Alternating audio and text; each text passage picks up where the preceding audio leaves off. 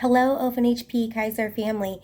We have a tentative agreement, and this didn't just happen. This tentative agreement is a result of more than a year of organizing, fighting, a year of sacrifice, a year of showing up for each other in ways that tested us. We stood on picket lines together, we had hard conversations, and we pushed through some real uncertainty. We did it as one union. Because of that, because of all of you, we now have this full tentative agreement with Kaiser. The agreement resolves issues that stalled bargaining, and it gives us a clear path forward to a ratification vote. And like every real contract fight, we didn't win everything we put on the table. The absence of full retro is real, it's frustrating, it's disrespectful, and it matters. But what also matters, and what we cannot lose sight of, is what we did win. Real, tangible improvements that will impact the working conditions and quality of life for our members. We secured the largest economic package in our history. We protected every core benefit and right, won extra benefits, and when the employer disrupted the national bargaining process,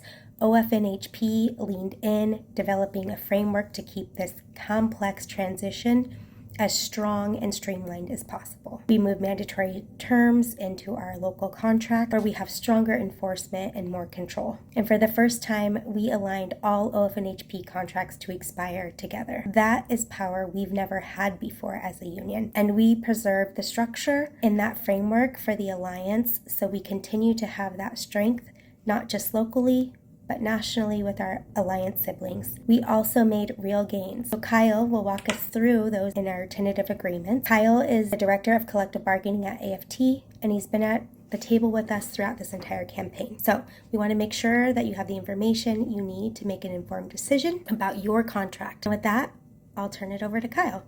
Hi, OFNHP. My name is Kyle Arone. I'm the Director of Collective Bargaining at the AFT, OFNHP's national union. I've had the pleasure of serving alongside your president, Sarina Roher, on the Alliance Economic Subgroup and providing support to your local bargaining teams over the past several months. I've gotten to know many of your leaders during this time, and I can say without an ounce of hesitation that your bargaining unit leadership and officers could not be smarter and more dedicated to advocating on your behalf. I'm going to review the recent tentative agreement that resolved all outstanding issues coming out of national bargaining. What I'm going to describe is in addition to the tentative agreements we reached in local bargaining last year. This agreement only builds on what was already won. My goal here isn't to sugarcoat the final agreement. The goal is to explain the final agreement as clearly and concisely as possible and to provide some perspective on the choice before you. As you know, Kaiser refused to agree to retro for all alliance unions despite our best efforts. And you know as much as I do that retro is more than about the money. It's about the precedent it sets, and it's about the respecting the value you bring to this healthcare system. Your union faced a difficult choice. We could hold out longer and risk losing even more pay, or bring a tentative agreement to the members for a vote. Your leadership ultimately made the decision to put democracy in motion. Keep in mind, this decision took place in a context where Kaiser made it very clear that they are willing to bet on the fact that they have deeper pockets than striking workers and will spend whatever it takes to win that bet. However, two things can be true at once. While we didn't win retro, there are countless wins to celebrate in this final agreement. Between local and national bargaining, this will be the largest economic package that OFNHP Kaiser members have ever seen. There were no takeaways on core benefits at a time when healthcare and retirement benefits are on the cutting block at many other employers. And this contract sets up OFNHP to be more united and stronger in the future. So let's get started. At the highest level, there are three major takeaways of this agreement. I'll review them briefly now and then go into more detail in a little bit. The first takeaway is that we preserved all rights and benefits afforded by the national agreement. That includes other national agreements like the Employment and Income Security Agreement, which provides best-in-class employment security, and the no cancellation policy, which is a rarity if it exists at all in other healthcare systems. However, the structure of your contracts will look different in the future. As you know, Kaiser took the unlawful position that they would no longer participate in national bargaining. Alliance unions took the position that they had an obligation to finish national bargaining. We filed unfair labor practice charges with the National Labor Relations Board to hold Kaiser to account. However, with a weakened labor board, that charge may have taken months to resolve. There was no guarantee even then that the board would rule in our favor. And even if they did, we would still have to get back to the bargaining table and find agreements on all outstanding issues. In short, it was a dead end with a lot more downside than upside. With that background, we had to find an alternative path. That alternative was to reorganize the national agreement. While it will look different in the future, the important thing to remember is the reorganization results in no loss in benefits or rights under the national agreement. The second takeaway is that we did not win retro. We did, however, have two wins that softened the edges on no retro. We shortened our contracts and we negotiated implementation back pay. I'll go into more detail on both of those in a little bit. And lastly, for the first time in OFNHP history, we did manage to align all OFNHP contracts on a common expiration date. That date is June 1st, 2029. OFNHP will expire at the same time as the Hawaii Nurses and Health Professionals, or HNHP. HNHP is also an Alliance and AFT affiliate, and they represent more than 1,000 Kaiser members in the Hawaii region. You received an email earlier this week notifying you that all the agreements have been posted on ofnhp.org. I want to take a minute to explain what you're looking at.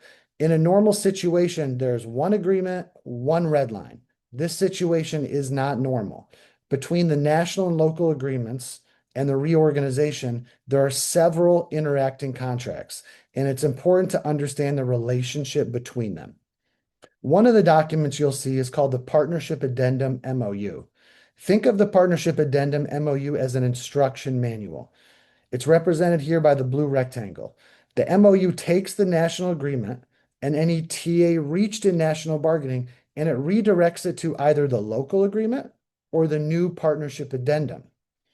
All the terms in the national agreement concerning wages, benefits, hours, and working conditions, what's known legally as mandatory subjects of bargaining, will be redirected into the local agreements. What's left are the partnership programs and benefits, which will be repurposed into a new contract called the Partnership Addendum. Think of it like a skinny national agreement.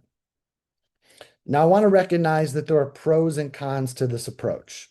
One pro is that we will have greater enforceability under our local agreements, giving us the right to use our local grievance procedure to enforce provisions that were previously in the national agreement and subject to the national dispute resolution process. One con is that without national bargaining on the issues that move into the local agreements, we will have to be more intentional and more invested in coordinating with our alliance siblings in the future. But that is a right that belongs to us, not to Kaiser. Moving on to retro and implementation back pay. While there was no retro on pay back to October 1st, 2025, we did secure implementation back pay on all ATBs, local market adjustments, and any new longevity steps. I want to say that this is not something that's automatic. It was something that had to be bargained with Kaiser because they initially took the position that they needed up to 120 days to implement pay changes. And I want to give credit to your bargaining unit leadership because this idea came from them, and it was ultimately patterned across all alliance bargaining unit contracts for all the other unions. So here's how implementation back pay works. So with 50 plus contracts settling at once, Kaiser says they need up to 120 days to implement changes to pay. Putting aside the fact that it's a little ridiculous it takes that long to implement pay changes, it's on us to stay on top of Kaiser after implementation or after ratification, excuse me, to make sure it happens as soon as possible. But whenever implementation does happen, which could be as late as mid-July, you're going to get back pay back to March 15th. What the language says is that we'll be paid back to the first pay period after a tentative agreement is reached. We reached a tentative agreement on March 12th. The first pay period after March 12th began on Sunday, March 15th. You'll receive a lump sum payment covering all wage scale adjustments covering the period from March 15th to implementation. The implementation back pay is contingent on us ratifying our agreements by April 4th. That means we need to close voting with a majority of members voting to ratify by that date. I'm not going to spend as much time on this slide, but it's just a visual representation of the timeline for retro in the implementation back pay. It shows that there is no retro from October 1st to March 15th, but then we get the back pay from March 15th to whenever the ATBs, local market adjustments, and any other wage scale adjustment is implemented. So moving on to duration. Before I talk about what we finally agreed to, I think it's important to understand what Kaiser was proposing for OFNHP. Kaiser's proposal only included 4 years of across-the-board wage increases, but 2 of our OFNHP units, the techs and the dental hygienists, would have 5-year agreements. That means they would be stuck with a reopener in the final year with no right to strike. That proposal would disadvantage our techs and our registered dental hygienists, and it was unacceptable to your leadership. Instead, we proposed aligning all OFNHP contracts on a common expiration date. That expiration date, again, is June 1st, 2029. Aligning the contracts was critical to ensure that we had maximum leverage as OFNHP in the next round of bargaining. An expiration date of June 1st, 2029 also shortens the time frame over which raises will be applied by 4 months. It's always better to have the same raise over a shorter period of time than a longer period of time. What it means practically is that you're going to have an earlier opportunity to get back to the bargaining table to negotiate for raises with all 6 units having the right to strike together. I want to point out, because I've heard this question from a couple members, that the shorter duration doesn't affect the ATB schedule. The ATBs will remain exactly the same. All it means is that the final ATB that takes place in October 2028 will cover an 8-month period instead of a typical 12-month period. I also want to point out that our local agreements included local market adjustments with wage increases that exceeded the national ATBs. If that's the case, you get the higher of the two. So for example, if you received a local market adjustment of 9.5% in the first year, you get 9.5% instead of 6.5%. So this does not modify any of the gains that we made in our local agreements. So if you're like me, it's a little bit easier to understand this visually than verbally. So I want to try to show you how the implementation back pay and the compressed timeline for raises help offset the loss of retro while acknowledging it is far from perfect. So this graphic shows a blue box for every month of compensation over 4 years. So it's 48 boxes ranging from October 2025 to September 2029. We lost 5.5 months of retro from October 1st, 29 to March 15th, 2026. However, we did gain implementation back pay on ATBs, local market adjustments, and longevity steps that will take up to 120 days to implement post-ratification. We'll fight for implementation as soon as possible, but whenever that implementation takes place, you'll receive back pay again to March 15th. Finally, we shortened the time frame wage increases cover and aligned all OFNHP contracts on a common expiration date. Again, the final year of ATBs will cover an 8-month rather than a typical 12-month period. If we do our work preparing and organizing for the next contract, there's no reason why we shouldn't have a raise in place by June 1st, 2029. So I want to end my time highlighting some of the other wins that may not be on your radar that came out of national bargaining and the OFNHP common issues table. So retro understandably has captured our attention for what it represents, but there's a lot more to this agreement I think that's worth highlighting. First, I just want to highlight some of the economic wins that came out of national bargaining. Many of these wins make your workplaces more welcoming to those of you with families. First, PSP, we increased the maximum payout if the financial gate is not met to $1,400. The current amount is $1,000. Your payout this year would have been a few $100s higher if the new maximum were in place. Next, the qualified death benefit. This isn't something you're hopefully thinking about, but what it says is that if you die while you were an active employee that is not retired, This benefit says that your pension benefit carries over to qualified dependents, which includes your spouse and children and some other qualified dependents, depending on the circumstances. So hopefully this doesn't impact any of you, but if it does, it is a lot of, it provides a lot of protections for your family. Next, IVF coverage. Currently, only two OFNHP bargaining units have this benefit, the pros and the lab pros. This improvement extends the benefit to all six OFNHP bargaining units.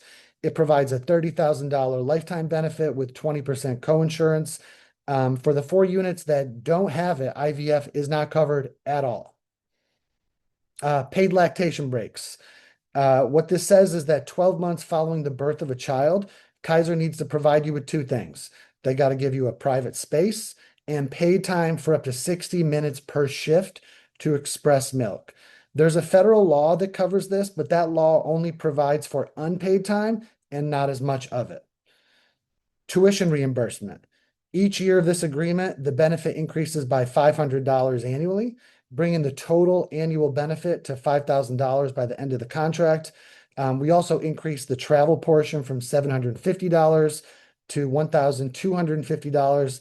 This is a big win because the legal maximum for an employer-paid tax-free tuition benefit is $5,250. So we almost got all the way up to the legal maximum. Finally, durable medical equipment. We dropped the out-of-pocket cost to zero for this, and it currently carries a pretty steep 20% coinsurance. Next, the common issue table wins. This table was a huge success, and it was a table where all your bargaining units got together and bargained with Kaiser on a set of common issues that impact everybody. And even getting Kaiser to sit down with all six OFNHP bargaining units was in and of itself a win, and that's because members organized around it. I think this table also provides a glimpse at what bargaining might look like in the future for OFNHP, with one table for all six bargaining units focused on the issues that unite us. So let's start with bereavement leave. It's hard to overstate the win on bereavement leave. This is the best bereavement leave benefit I've seen anywhere.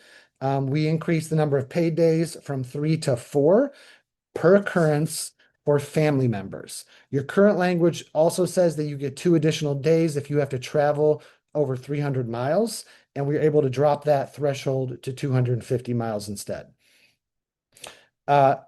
We also bargained for 4 additional days on top of the other 4 days that can be used once per year in the event that someone dies with whom you have a close association that is the equivalent of a family relationship. That is really up to you to decide.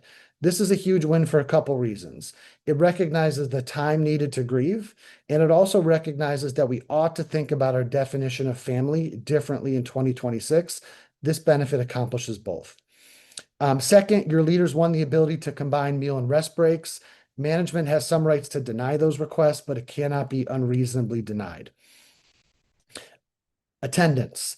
I know how flawed the attendance policy is in the Northwest and how punitive it is. This doesn't fix all those problems, but it does address one of the major pain points. If you're advised not to work by employee health and that illness isn't covered by workers' comp, your absence will be excused under the attendance policy.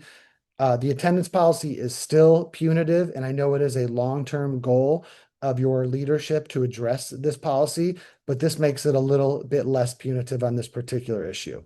Finally, we negotiated a common grievance procedure for all 6 bargaining units that is far more streamlined, and that means that when KP violates your contract, that gives you and your OFNHP representatives the ability to reach a resolution much faster that protects and enforces your rights under your contract. I hope this helped provide some clarity. It's very easy to lose sight of the big picture when there are so many moving parts and when your employer has shown you so much disrespect over the last several months, if not longer. I just want to thank you for welcoming AFT and myself into your union. I know I'm a guest, and I don't take that for granted. And we are here to support you every step of the way. Thank you. Thank you, Kyle. Before we close, though, I want to talk to you about what comes next, because this part matters just as much. Your vote. A ratification vote isn't just about whether something feels good. After a fight like this, good just isn't always the right measure. This is about strategy, a moment that isn't about perfection. It's about real gains and a path forward. So I want to be clear about what this vote means. A yes vote means everything in front of you, plus everything secured in December, becomes real. Wage increases, step increases, local gains that your bargaining team fought for. They all move forward. And importantly, those increases will be implemented retroactive to March 15th instead of waiting 120 days after ratification. A yes vote also means, for the first time in our history, contract alignment across all OFNHP units. And that part is not just a technical win. That is power. Now, I want to be very honest also about what a no vote means. A no vote means you believe right now there is a path forward to secure something stronger than what we already have in these agreements. It means returning to the bargaining table. And I do want to be careful and respectful on how I say this and not trying to create fear, but clear about the decision in front of us. If we go back to the table, there is no guarantee we return to the same agreement. The gains in front of you, the economic package, improvements, alignment, were all won in a specific moment with the power we had at that time. This agreement is not everything we wanted, and it's not everything we deserved, but it is real progress. It is a stronger contract. It gives us more control, and it positions us together to come back in 2029 stronger. And I want to end just by saying how incredibly proud of this union I am. Proud of the bargaining teams who carried this fight for over a year. Proud of our members who showed up on the picket lines, in actions, on the floors, for our patients, for our community. You stood up for yourself, you stood up for each other. Thank you so much. I'm very proud to be a part of this union. Voting will begin Tuesday, March 24th at 5 a.m. and close Monday, March 30th at 12 p.m. You'll receive in your email a schedule of information sessions and opportunities where you can go ask questions on both your national and local agreements. Thank you again for being here. This is your contract, it's your union, and this is your decision. Your vote is your voice, and it's one of the most powerful tools you have. So please take the time to review the materials, ask questions, talk with your coworkers, have all the conversations you need to, because this is what union democracy looks like. Members informed, engaged, in deciding our path forward together. And no matter how you vote, what we've built over this past year, the solidarity and courage and willingness to stand up, that's our power. And that's what we will carry forward with us. Thank you again for showing up and standing together, and thank you for exercising your voices.